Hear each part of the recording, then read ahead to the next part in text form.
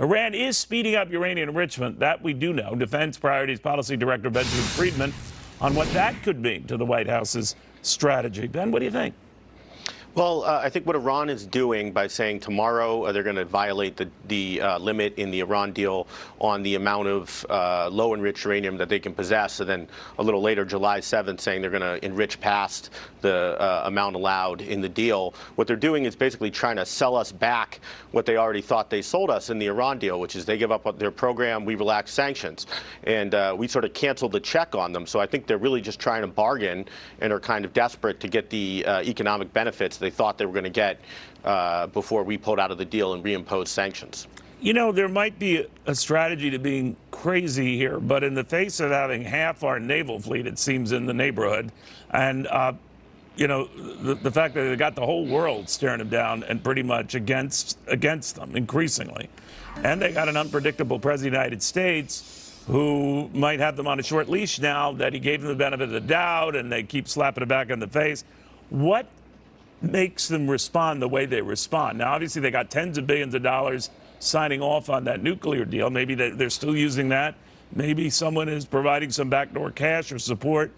But something has got to explain what is mad behavior. What is it? Well, they're shut out of international markets. Their economy has gone into recession. They've got all sorts of economic problems, and they're looking for a way out of that. And I disagree a little bit. I think the United States is certainly ready to confront them, but the rest of the world's not with us on that. Hardly anyone. And they're going along with the sanctions because we're forcing them to through secondary sanctions. But the Iranians are trying to pressure primarily the Europeans to figure out some way to keep doing business in Iran and selling oil. All right, so that's what's keeping them sort of in our face, that they think they'll have support, or they do have support, and that, you know, this won't go anywhere because their behavior is pretty bellicose given, you know, the odds they're looking at. Well, yeah, they've done some bellicose things, certainly if they were responsible for blowing up these ships and the drone shoot down. But I don't think enriching past the limit in the JCPOA is that bellicose, given that we pulled out of the deal and they're not getting the benefits they got from signing into the deal. So it's hard for me to say, well, that's some, you know, wild and crazy act. It seems sort of the situation we pushed them into. Interesting. So then the president has promised that you know, he might not be so nice next time. I'm paraphrasing here. Now, he wouldn't be able, I guess, to strike them militarily based on the drone, since he didn't want to respond based on the drone, since he was told it could kill 150 Iranians. So it would take another provocative act to get a military response, or what?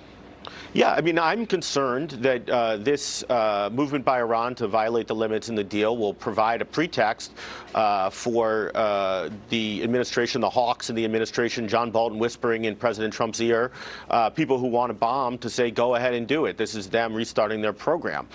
So I wish they wouldn't do it, but I think that we have to look out for ourselves and say, look, bombing is just not going to accomplish anything here. It's not going to be some quick, easy, antiseptic thing like a lot of people promise. It's going to be a mess, and I think it's just going to make things worse at the end. All right, Benjamin Friedman, thank you very, very much. Thank you.